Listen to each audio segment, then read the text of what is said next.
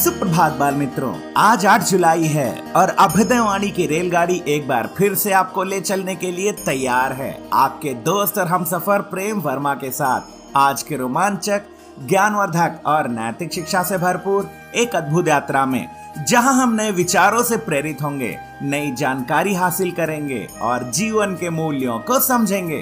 तो आइए इस सफर की शुरुआत करते हैं आज के प्रेरणादायक सुविचार से। यदि आपके जीवन में असफलताएं नहीं हैं, तो आप पर्याप्त जोखिम नहीं उठा रहे। If your life is free from failure, you are not taking enough risk. यदि आपके जीवन में कोई असफलता नहीं है, तो इसका मतलब है कि आप शायद अपनी क्षमताओं को पूरी तरह से परखने और चुनौतियों का सामना करने का साहस नहीं जुटा पा रहे हैं, क्योंकि सफलता अक्सर असफलताओं की सीढ़ी पर ही चढ़कर प्राप्त होती है। असफलताएं जीवन का एक अनिवार्य हिस्सा हैं। यदि आप सफलता प्राप्त करना चाहते हैं, तो आपको जोखिम लेने और असफल होने से डरना नहीं चाहिए। हर असफलता आपको सिखाएगी और आपको एक बेहतर इंसान बनाएगी। अभ्युदयवाणी में अब जानते हैं आज का अंग्रेजी शब्द, जो है कैनवस। CANVAS।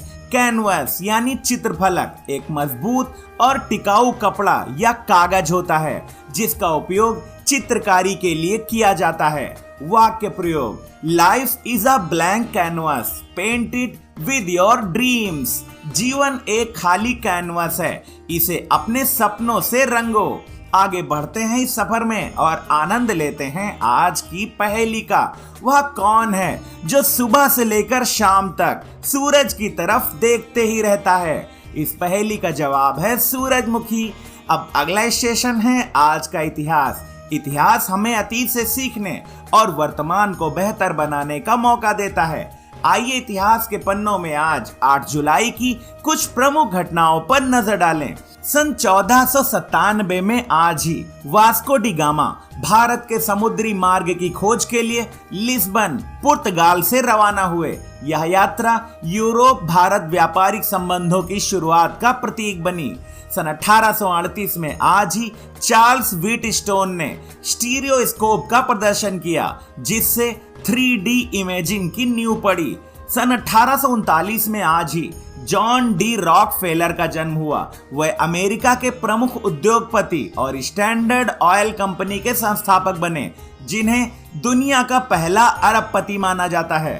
सन 1889 में आज ही अमेरिका में वॉल स्ट्रीट जर्नल का पहला संस्करण प्रकाशित हुआ, जो बाद में एक प्रतिष्ठित वित्तीय अखबार बन गया।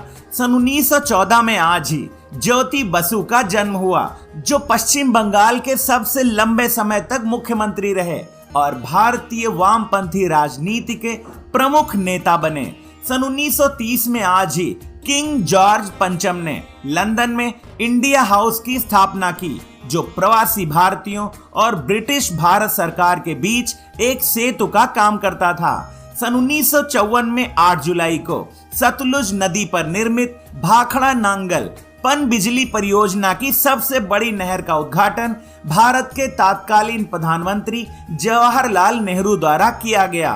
सन 1994 में आज ही माइक्रोसॉफ्ट ने विंडोज 3.1 के लिए तकनीकी सहायता बंद की, जिसे आधुनिक विंडोज युग की शुरुआत मानी जाती है। सन 1996 में आज ही भारत ने स्वदेशी रूप से विकसित पृथ्वी मिसाइल का सफल परीक्षण किया, जिससे भारत की रक्षा क्षमता में वृद्धि हुई। सन 2016 में आज ही टेनिस खिलाड़ी सेरेना विलियम्स ने विंबलडन में अपना 22वां ग्रैंड स्लैम खिताब जीता, जो एक ऐतिहासिक रिकॉर्ड था। अभ्युदयवाणी की अगली कड़ी प्रेरक व्यक्तित्व में आज हम जानेंगे प्रसिद्ध पुर्तगाली नाविक और खोजकर्ता वास्को डी गामा के बारे में। वास्को डी गामा एक प्रसिद्ध पुर्तगाली नाविक और खोजकर्ता थे, जिन्होंने भारत और यूरोप के बीच समुद्री मार्ग की खोज कर इतिहास में एक नई क्रांति ला दी। उनका जन्म 1460 ईस्वी के आसपास पुर्तगाल में हुआ था। उन्हें 1497 में राजा मैनुअल प्रथम द्वारा भारत के समुद्री मार्ग की खोज के लिए भेजा गया। 8 जुलाई सन 1497 को वास्को डी गामा लिस्बन से अपनी ऐतिहासिक यात्रा पर रवाना हुए।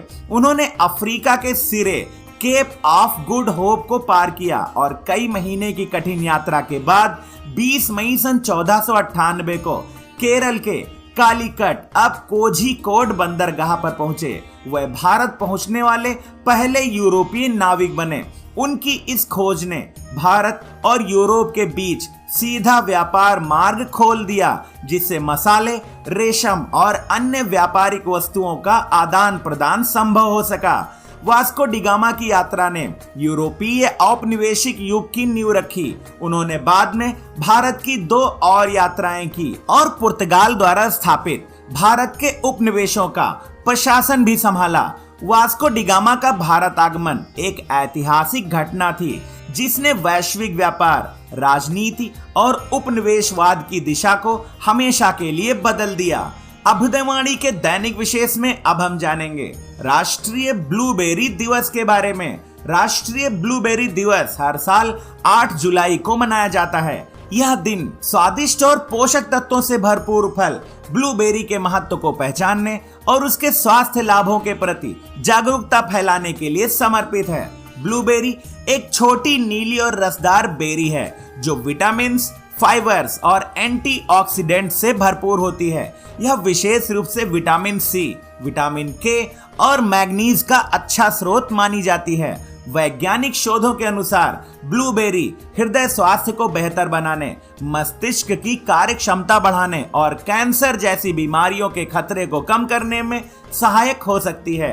अमेरिका में ब्लूबेरी की खेती बड़े पैमाने पर होती है और यह वहां की एक लोकप्रिय गर्मियों की फसल है। इस दिवस के अवसर पर लोग ब्लूबेरी से बने व्यंजनों जैसे कि पाई, स्मूदी, केक और जैम का आनंद लेते हैं। राष्ट्रीय ब्लूबेरी दिवस हमें यह याद दिलाता है कि प्रकृति के उपहार न केवल स्वादिष्ट होते हैं बल्कि स्वास्थ्य के लिए भी अनमोल होते हैं। इस दिन को मनाकर हम स्वस्थ जीवन शैली को अपनाने और प्राकृतिक फलों को अपने आहार में शामिल करने का संदेश देते हैं। ब्लूबेरी और जामुन भारतीय ब्लैकबेरी एक ही फल नहीं है। वे दिखने, स्वाद और पोषण संबंधी सामग्री में भिन्न होते हैं। ब्लूबेरी छोटे आकार की होती है और इसका स्वाद मीठा होता है, जबकि जामुन बड़ा, बैंगनी और काला होता है और इसका स्वाद अनोखा तीखा मीठा होता है। दोनों में एंटीऑक्सीडेंट्स भरपूर मात्रा में होते हैं, लेकिन ये अलग अलग पौधों की प्रजातियों से आते हैं। अभ्युदयवाणी के अंतिम पड़ाव पर अब सुनते हैं आज की प्रेरणादायक बाल कहानी, जिसका शीर्षक है भाग्य का रहस्य। एक गांव में राम गुलाम नाम का एक किसान रहता था। उसके पास ढेर सारी जमीन थी, लेकिन वह फिर भी गरीबी में जीवन बिता रहा था। उसकी फसलें हर साल खराब हो जाती थीं और कर्ज का बोझ बढ़ता ही जा रहा था। महाजन रोज पैसों की मांग को लेकर उसे तंग करते थे। राम गुलाम खुद खेत में मेहनत करने के बजाय सारा काम अपने नौकरों पर छोड़ देता था। उसके 2 नौकर थे जो काम में लापरवाही बरतते थे। राम गुलाम भी कभी खेतों की सुध नहीं लेता। थक हार कर उसने अपनी आधी जमीन बेच दी। उस जमीन को एक दूसरा किसान खरीद लेता है जो बेहद मेहनती था। वह खुद खेतों में काम करता, मजदूरों के साथ कंधे से कंधा मिलाकर चलता और उन्हें प्रोत्साहित करता।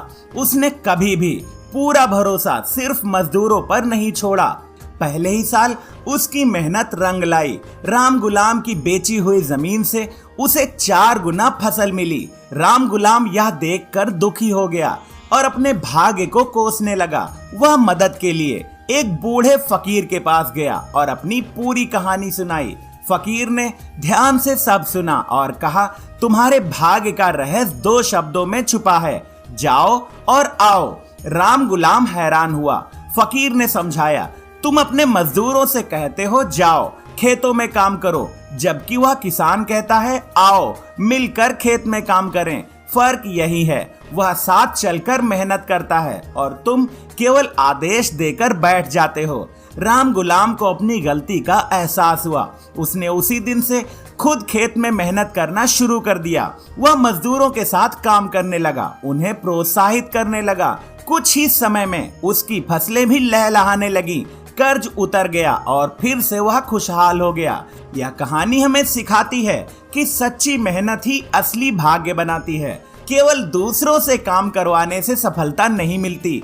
जब हम खुद मेहनत करते हैं और दूसरों के साथ कंधे से कंधा मिलाकर चलते हैं, तभी असली फल मिलता है। नेतृत्व का अर्थ सिर्फ आदेश देना नहीं, बल्कि साथ चलना भी होता है। आज की अभ्युदयवाणी का सफर बस यहीं तक था। कल सुबह फिर मिलेंगे एक नई ऊर्जा के साथ, रोमांचक, ज्ञानवर्धक और नैतिक शिक्षा से भरपूर एक रोचक सफर में। आपका दिन शुभ हो। जय हिंद, जय भारत।